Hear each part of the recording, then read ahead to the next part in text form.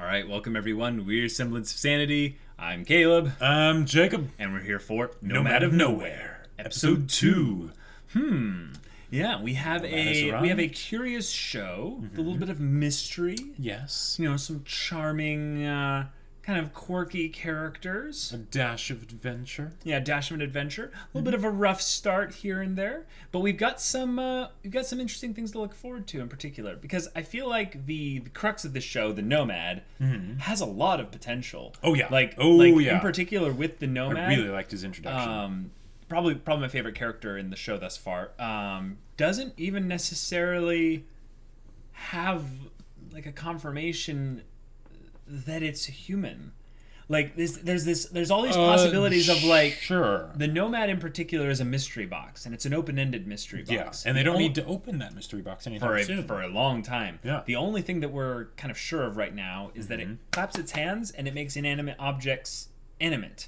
Right.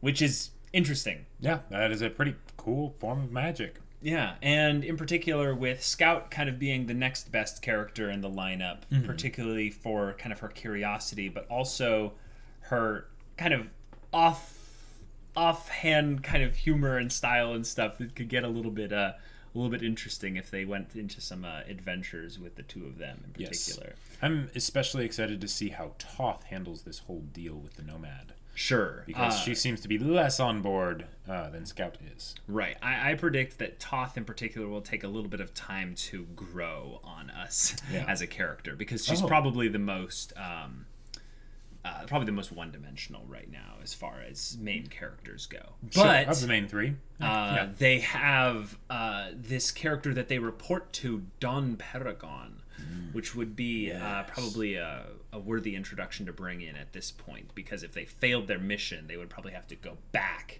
to wherever they came and get some more info on how to find, because that's the other thing, how to find the Nomad. I don't even know why they knew to go to this place in particular to find the Nomad if the Nomad hasn't been seen in 100 years. Sure. So there's a whole lot of kind of loose ends that could start to become a little bit more concrete as we get into this episode. Indeed. So you ready to get into it? Oh yeah. All right, so without further ado, let's do this. Okay. Nomad of Nowhere.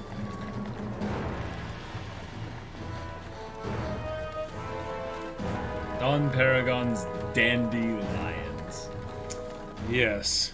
So maybe the Nomad got away, but at least we know he's... Not now. Jeez. Todd. Chill. Oh my. The Oasis. I can't wait to see who voices that guy. They're lined up early today. For water? Yeah, probably. Wow. Jeez, just paying over. Yeah, he controls the water, controls the, Oh my god. That's horrible. Not much of a paragon if this is that Don guy. Yeah. Well, I mean, he's also a Don, so... Yeah.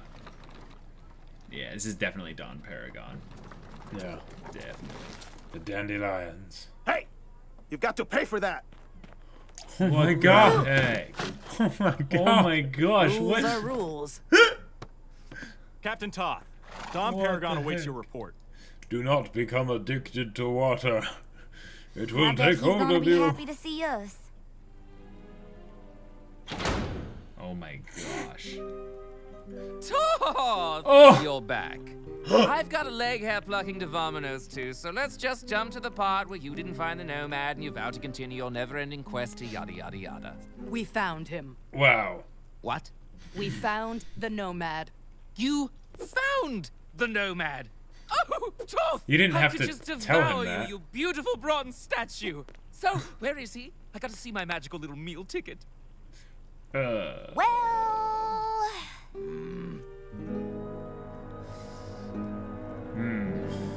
I'm quite You- put out. Lost the Nomad. He escaped, yes.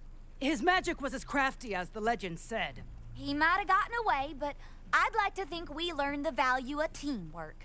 Well, except in the part where Toss stomped off on her own there at the end and kind of left everybody back at the... What Scout means to say is now that we've seen what he can do, we'll be better prepared for the next time.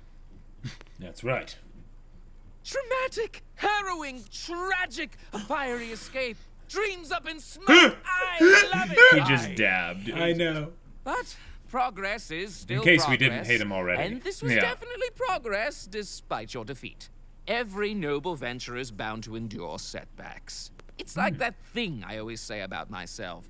Back in the early days of the Oasis, when I bravely endeavored to please stumble don't. upon the only water source for miles to establish my very own highfalutin utopia.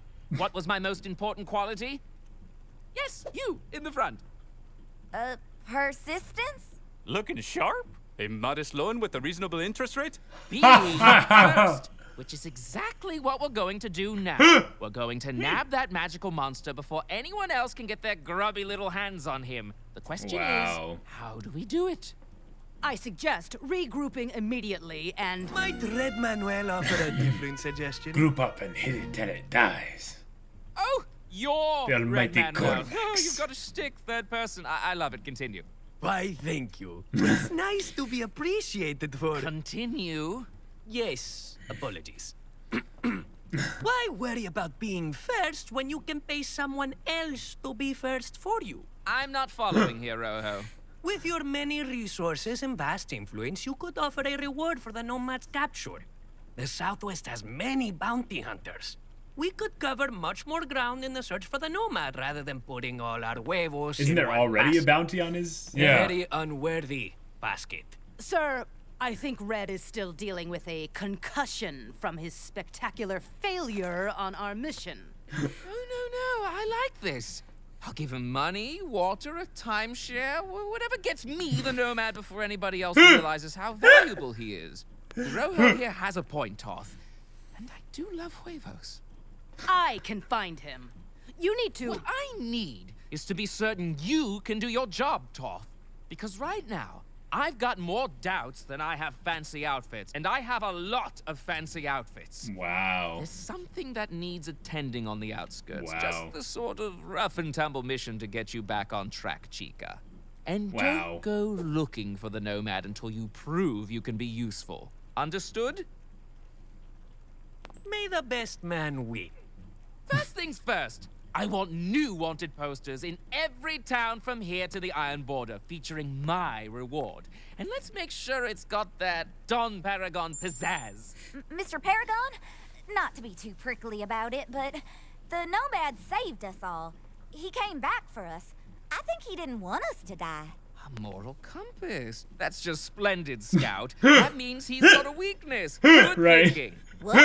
No, that's not what I meant. I just... Saw that coming. Why Yeah. catch him so bad?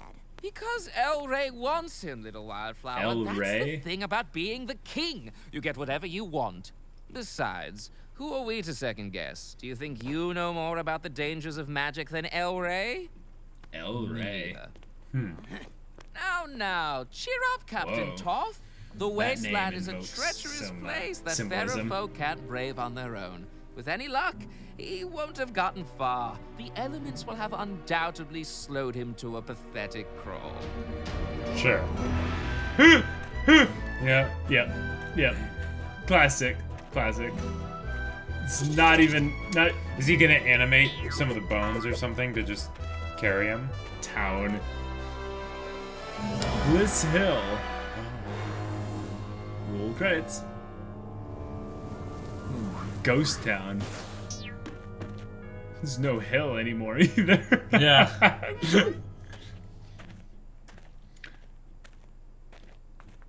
Unless they're all scared and hiding. I think it might just be abandoned. Yeah, probably. Maybe there'll be some bounty hunters that ambush him here.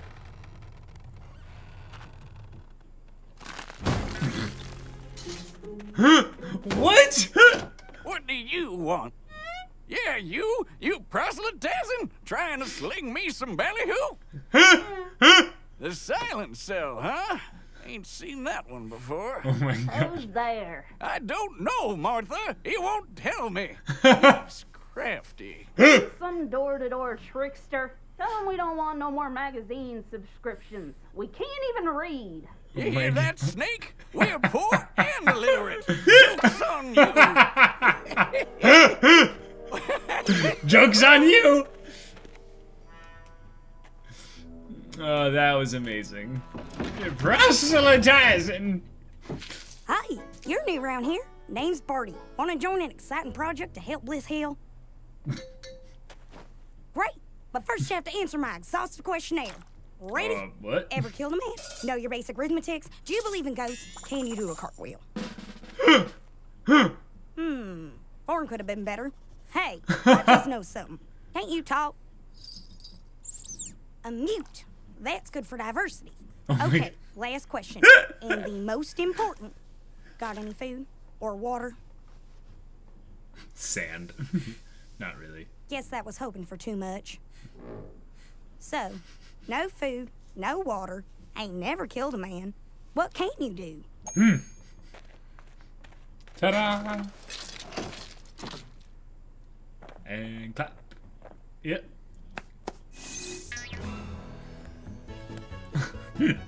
Wow! You can do bona fide magic! What other tricks you got? Just the one, huh? Well, Yeah. I ain't one to complain, especially since we got this dancing fruit. And it's gone. Well, if that ain't this town in a nutshell, I don't know what is. But you know what? I think you passed the test, stranger. Come on. Magic, huh? They're either here or at Mary Caverns. Hold up a second. Barty, why'd you bring a friends, stranger gotcha. here? Are you under duress? He's using the secret code. What's he saying? Either he has to go to the bathroom or... Operation Bandit! Consult the protocols. Oh my gosh. Section 14, Article C, bandits. There are 3 types of bandits. The etymology of the word bandit comes from the Vaqueran word bandito, which... Come on, Eugene. My shooting arm's getting tired. There's no protocol for that! Ow! Another victim of bureaucracy. Curse all this red tape. I stuff it, Eugene. Why'd you bring him here anyway, Barty? Just show them what you can do. Hey, little rock person. Yay. He makes baby rocks? My pappy's birds and bees talk didn't cover this at all.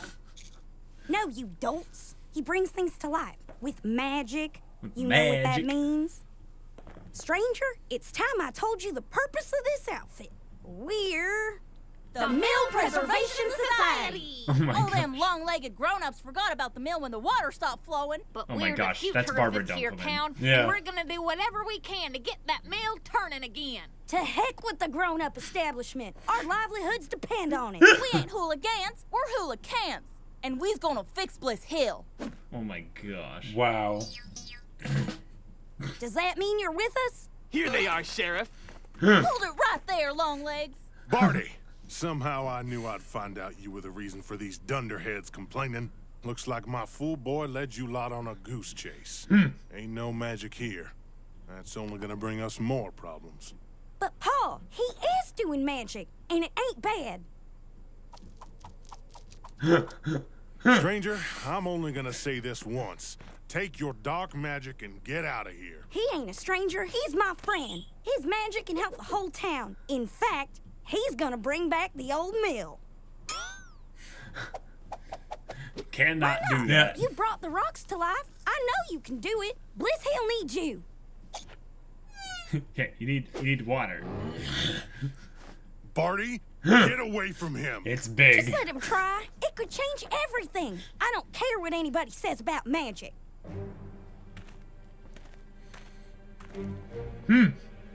He's like, well, All right, Barty. Time to run along.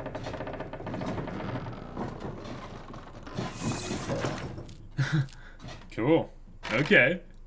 See, Pa, it's working. I knew he could do it. I knew you had a few screws loose, Barty, but this is bad medicine. We can't have the mill acting on its own like this. It'll bring the wrong sorts to Bliss Hill. It might, that's true. Is it gonna break free? Oh, yeah.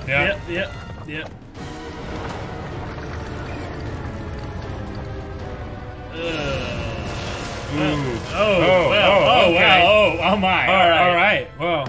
You broke it. You're lucky I don't string you up right where you stand. Get out of here. Don't never come back. Jeez. That's rough.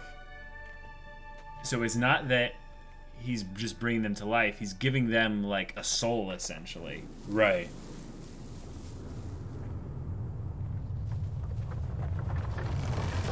It's hard. Don't see that every day. He kind of did sound like McCree, though. That was really funny, like... don't see that every day.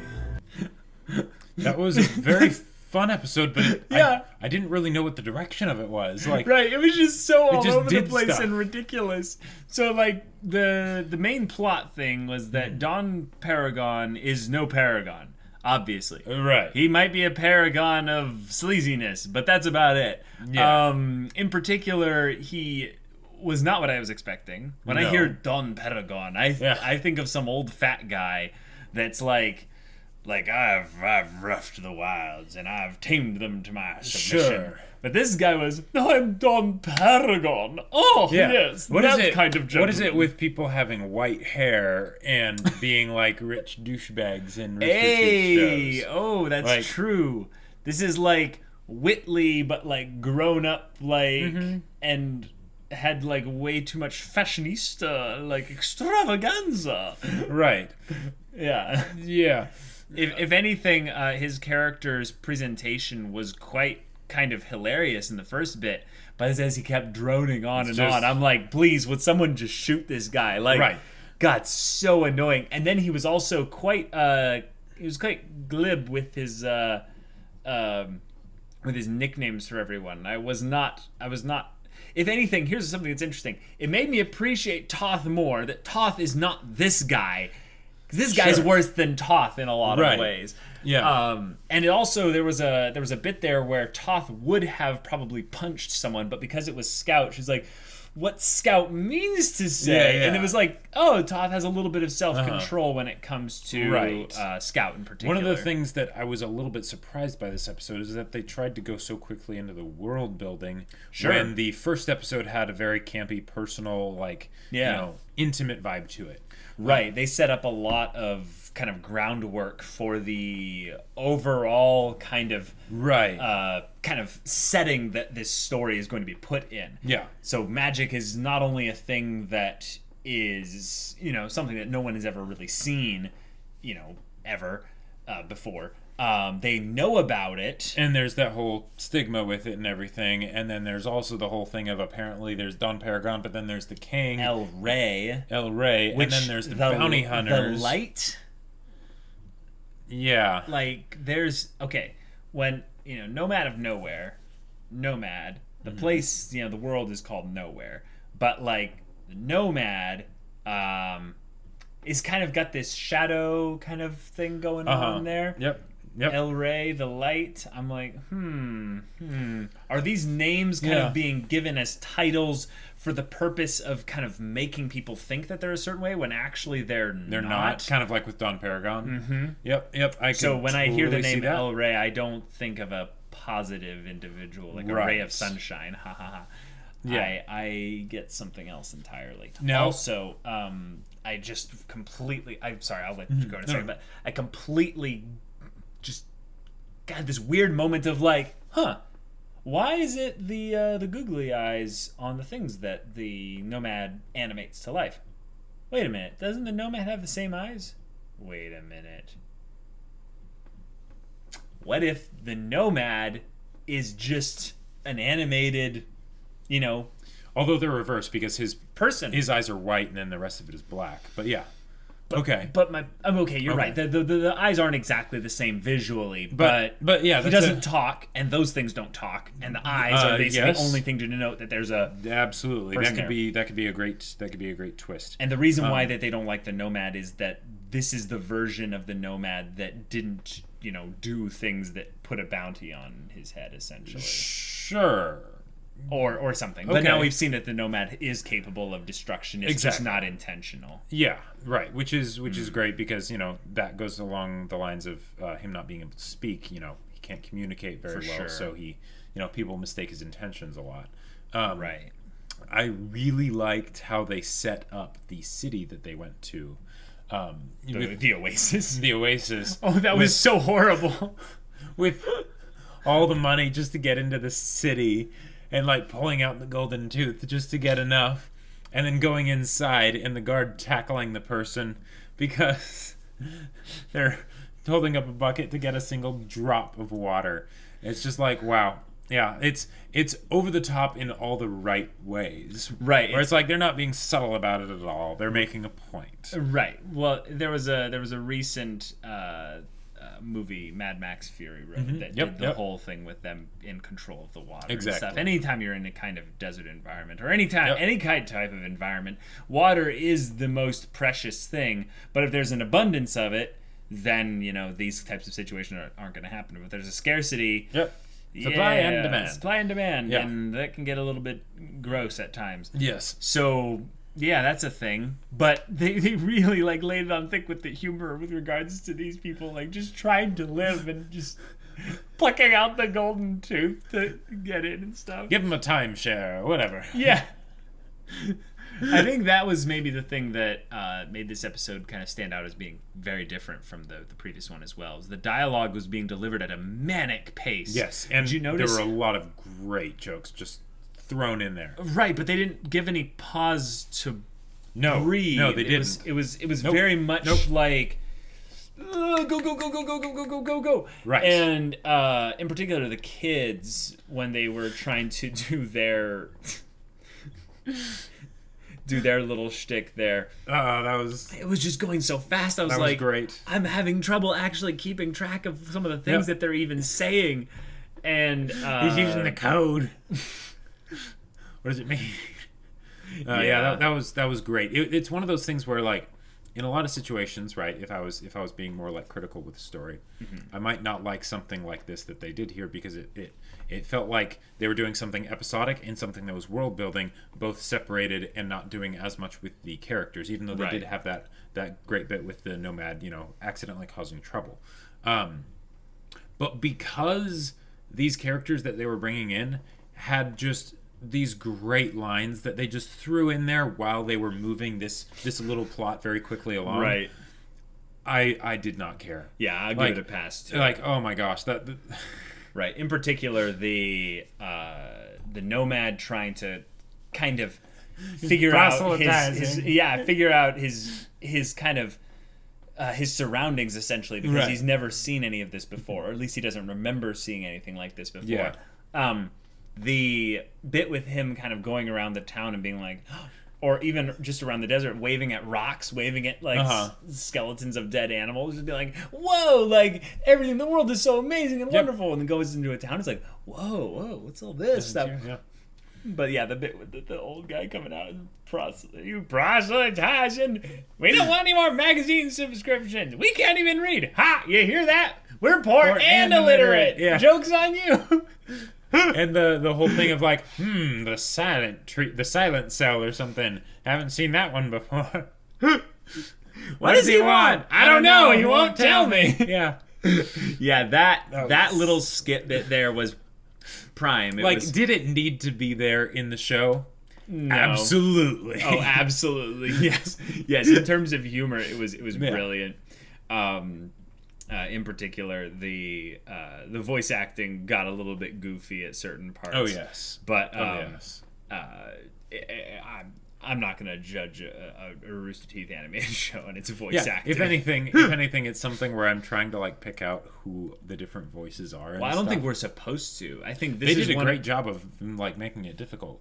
Like, well, no, I could pick out Ryan Haywood and I could pick out Barbara Dunkelman, but I think the point was that they don't have the big Rooster Teeth personalities just flooded throughout all the characters and stuff, because this is not one of their A-list shows. This is more along the lines of something like Camp Camp, but I haven't even seen Camp Camp, but I'm guessing that Camp Camp isn't like a mainline production for Rooster Teeth as a show goes. No. It's no RWBY. Like there are the memorable voices in there, but not too many. Not too many. Gotcha. So, I would say if you're watching this show with us and you're not really liking it, I would say give it at least one more episode here, because the way they're setting this up, it seems like they're knocking a few pegs specifically into place so that they can do something. Yeah. And I would say that it's probably not even going to happen in episode 3, but they're going to kind of throw some of those other plot points in there in episode 3 to where things can get a little bit interesting. Sure. In the way that where you might be saying I need more plot hooks than this. But I would guess that at the rate this is going, at episode 5 something interesting is going to happen, because one of the things that I was always wondering back in episode 1 was, remember when the knives got animated? Yeah. I was like, are they just going to kill them? But then I realized how dark this show was willing to be by them just kind of running, chasing them in the background and not actually stabbing or causing any blood or anything. Right. Yep. But what they can do is they can show, and make a little bit light of it, show the wanton destruction of those that are going about things with intention, like Toth and her group with the Bramble Forest, but also the Nomad with trying to do something they think is right, but not really knowing what's supposed to do and having those consequences come into effect. Sure. I could see that happening with greater consequence in the future. And I think that's why the Nomad in particular has this massive bounty on his head to begin with. Yeah. But we might end up also seeing more little memory triggers from the Nomad, which could be... That would be very interesting to see. That was the most interesting thing in episode 1, for sure. Yes, absolutely. Yeah, that was... And I'm in particular, I'm still into the whole premise of the Nomad in particular. Oh, absolutely, yeah. If anything, I just want to see more from the Nomad interacting with Scout and Toth. Yeah. I feel like this is a bit early to sort of split the party. Right. So I would like to see them get reunited again soon. And since there's that whole McCree bounty hunter looking guy, I'm guessing that might happen. Well, it's high noon somewhere in the world. That's right. I looked in the voice actors list and I couldn't identify who that guy was supposed to be. So maybe he wasn't even on the credits list yet, because it's not that time yet. Yeah, it's got to be a big surprise, and it actually is Matt Mercer. That would be crazy. They got Travis Willingham for Camp Camp, so they can do it.